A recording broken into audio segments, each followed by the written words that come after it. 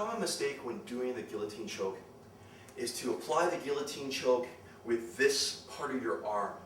You want to use this part of your wrist, right where the wristwatch would normally sit, or you want to try and use this part of your hand here when executing the guillotine. You want this bony part of your hand, this bony part of your forearm to go into his neck as opposed to this soft meaty area of your forearm.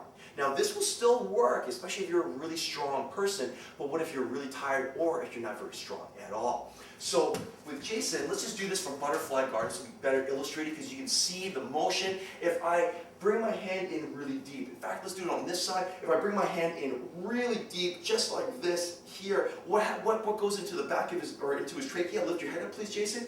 Here, sit on up. You see how it's this part of my forearm, all right? What I want to do is I want to bring this part of my hand in, so this bony part of my wrist then goes into his trachea. So I'm bringing my hand all the way across just for a moment. Why? So that it feeds this hand. Then from here, then I pull back here so that my wrist or my hand then goes into his trachea, and then I can probably take Jason out just from the butterfly guard. So you can see from another angle, so I'm going to put Jason's head on this side. My hand goes as far over as possible just so I can feed this hand here. Then I bring my elbow back, keeping my elbow to my rib cage.